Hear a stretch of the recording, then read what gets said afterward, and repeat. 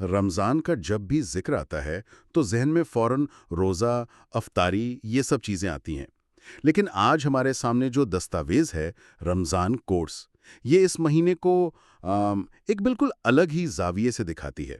یہ صرف عبادات کی ایک لسٹ نہیں ہے، یہ تو ایک مکمل منصوبہ لگتا ہے، ایک روحانی اور عملی زندگی کا۔ بالکل، اس دستاویز کی یہی خاص بات ہے۔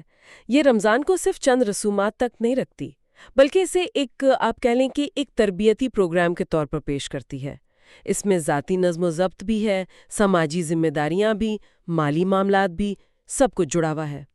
تو آج ہمارا مقصد صرف یہ دیکھنا نہیں کہ اس میں کیا لکھا ہے، بلکہ اس کے پیچھے جو حکمت ہے، جو گہرائی ہے، اس کو سمجھنا ہے۔ صحیح۔ تو آئیے پھر اس گہرائی میں اترتے ہیں۔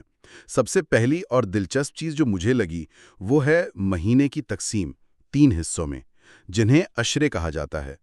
پہلا رحمت کا، پھر مغفرت کا، اور آخر میں جہنم سے نجات کا۔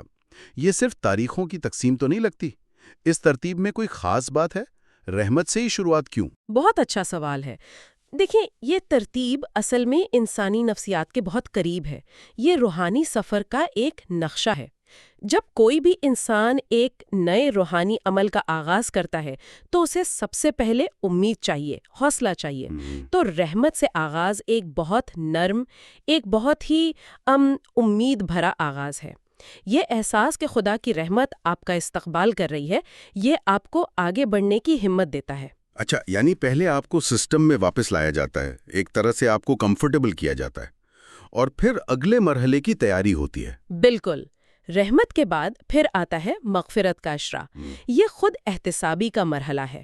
جب آپ رحمت کی امید سے بھرے ہوتے ہیں تو اپنی غلطیوں کو ماننا، ان پر معافی مانگنا آسان ہو جاتا ہے۔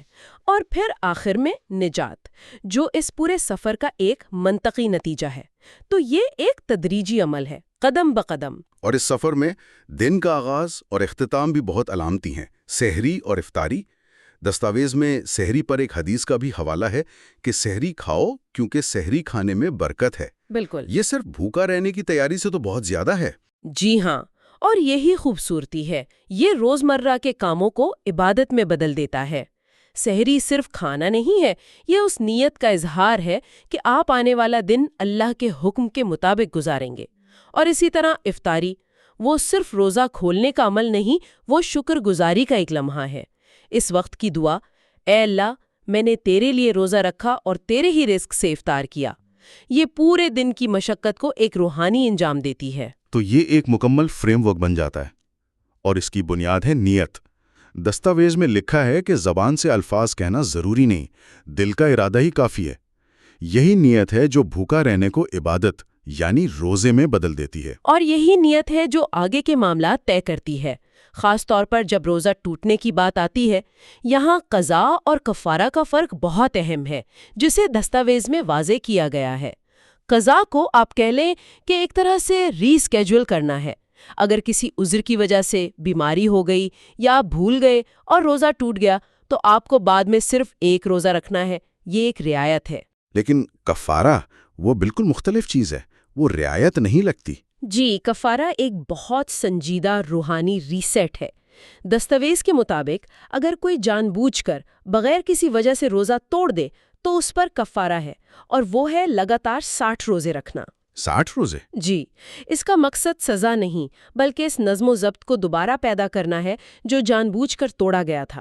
یہ اس بات پر زور دیتا ہے کہ یہ اللہ کے ساتھ ایک سنجیدہ عہد تھا۔ یہ تو ہوئے روایتی مسائل، لیکن آج کل کچھ نئی پیچیدگیاں بھی ہیں نا، جیسے انجیکشن لگوانا یا دمہ کے مریضوں کے لیے انہیلر کا استعمال۔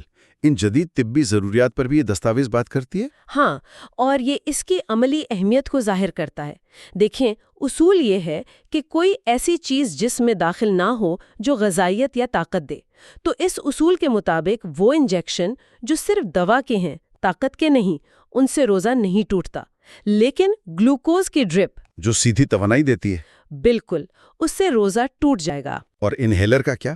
وہ تو ایک بہت عام مسئلہ ہے۔ دستاویز کے مطابق چونکہ انہیلر سے دوا کے ذرات سیدھے پھیپھڑوں اور پھر معدے تک جا سکتے ہیں تو اس سے روزہ ٹوٹ جاتا ہے۔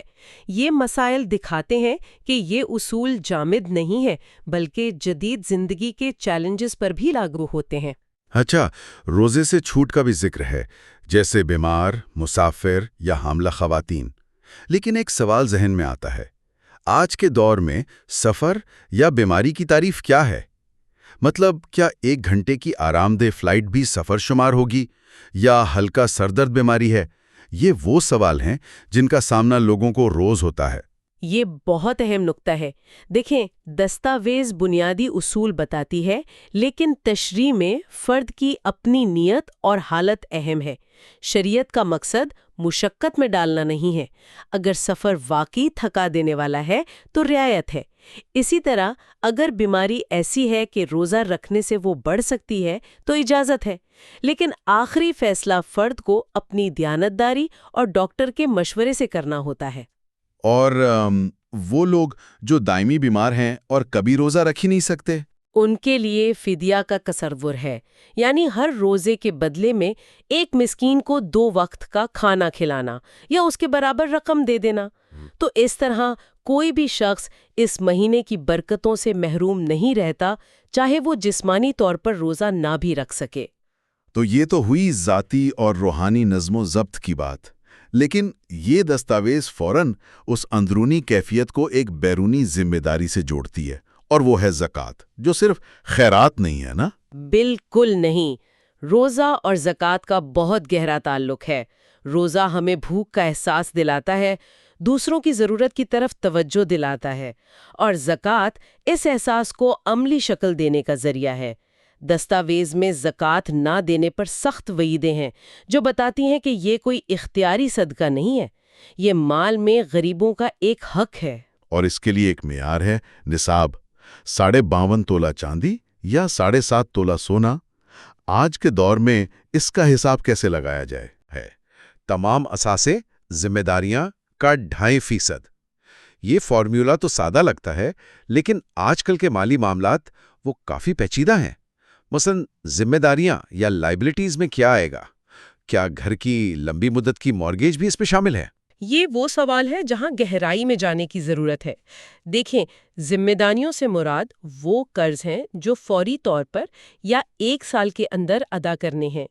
طویل مدتی قرض جیسے 20 سالہ ہاؤسنگ لون اس کی پوری رقم کو ایک ساتھ مائنس نہیں کریں گے، بلکہ صرف اس سال ادا ہونے والی قسطوں کو مائنس کیا جا سکتا ہے۔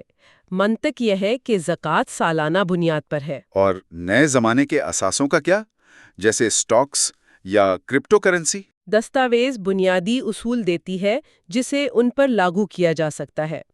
اصول یہ ہے کہ ہر وہ اثاثہ جو مال نامی ہو، یعنی جس میں بڑھنے کی صلاحیت ہو، اس پر زکوٰۃ ہے۔ تو اس تعریف کے تحت تجارتی نیت سے خریدے گئے سٹاکس پر ان کی موجودہ مارکیٹ ویلیو کے حساب سے زکوٰۃ ادا کی جائے گی۔ یہ ایک متحرک نظام ہے، جامد نہیں۔ اچھا، اور یہ زکوٰۃ کسے دی جا سکتی ہے؟ دستاویز میں ایک دلچسپ بات یہ ہے کہ آپ اپنے والدین، اولاد یا میاں بیوی کو زکوٰۃ نہیں دے سکتے۔ اس کی کیا وجہ ہے؟ وجہ یہ ہے کہ ان کی مالی کفالت تو آپ کی پہلے سے ہی ایک بنیادی ذمہ داری ہے۔ زکوٰۃ اس ذمہ داری سے الگ ہے۔ یہ سماجی تحفظ کے ایک بڑے نظام کا حصہ ہے۔ قرآن میں 8 قسم کے لوگوں کا ذکر ہے جو مستحق ہیں، لیکن دستاویز ایک اور خوبصورت بات بتاتی ہے کہ اگر آپ اپنے غریب رشتہ داروں کو جو آپ کے زیر کفالت نہیں زکوٰۃ دیتے ہیں تو ثواب دگنا ہے۔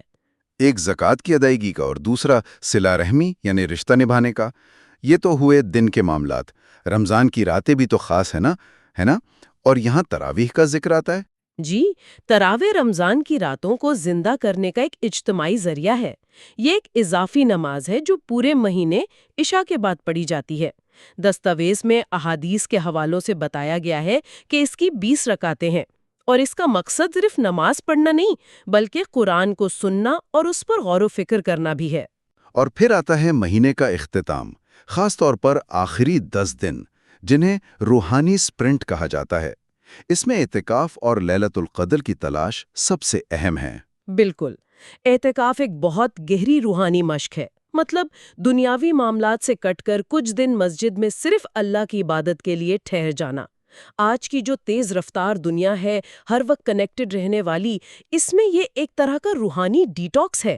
یہ خود کو دنیا کے شور سے الگ کر کے اپنے اندر جھانکنے کا ایک موقع ہے۔ اور اسی عشرے میں وہ رات بھی ہے جسے 1000 مہینوں سے بہتر کہا گیا ہے، لیلۃ القدر۔ جی، لیلۃ القدر اس مہینے کا روحانی عروج ہے۔ اسے آخری عشرے کی طاق راتوں میں تلاش کرنے کا حکم ہے۔ اس کی اہمیت بخشش اور رحمت میں ہے۔ دستاویز میں اس رات کے لیے ایک بہت ہی خوبصورت دعا سکھائی گئی ہے۔ اے اللہ، بے شک تو معاف کرنے والا ہے اور معافی کو پسند کرتا ہے، پس مجھے معاف فرما دے۔ اس دعا کی سادگی میں ہی اس کی طاقت ہے۔ یہ انسان کی سب سے بڑی ضرورت کا اظہار ہے۔ تو اس تمام گفتگو کا خلاصہ اگر ہم کریں تو یہ رمضان کورس اس مہینے کو ایک جامع تربیتی تجربے کے طور پر پیش کرتا ہے۔ روزہ جسم کو نظم سکھاتا ہے، زکوٰۃ مال اور معاشرے کو پاک کرتی ہے، اور رات کی عبادات روح کو جلا بخشتی ہیں۔ یہ سب مل کر ایک مکمل پیکج بناتے ہیں۔ آپ نے بالکل درست کہا، یہ الگ الگ رسومات نہیں ہیں، بلکہ ایک مربوط نظام ہے۔ ہر عمل کے پیچھے گہری حکمت ہے جو فرد اور معاشرے دونوں کی اصلاح کے لیے ہے۔ یہ ایک مہینے کا بوٹ کیمپ ہے جس کا مقصد باقی 11 مہینوں کے لیے ایک بہتر انسان تیار کرنا ہے۔ اس گہرائی میں جانے کے بعد ایک خیال ابھرتا ہے۔ یہ دستاویز زندگی کے ایک مہینے کو مکمل روحانی اور جسمانی نظم و ضبط میں ڈھالنے کا ایک نقشہ دیتی ہے۔ تو سوچنے کی بات یہ ہے کہ اگر کوئی بھی شخص، چاہے اس کا پس منظر کچھ بھی ہو، اس طرح کے منظم معمولات میں سے صرف چند ایک کو بھی اپنی زندگی میں شامل کر لیں، جیسے مخصوص اوقات میں غور و فکر کے لیے وقت نکالنا، یا اپنی آمدنی کا ایک چھوٹا سا حصہ منظم طریقے سے فلاحی کاموں کے لیے مختص کرنا، یا سال میں چند دن دنیا سے کٹ کر خود احتسابی کرنا، تو اس کے ذاتی تجربات اور ذہنی سکون پر کیا اثر پڑ سکتا ہے؟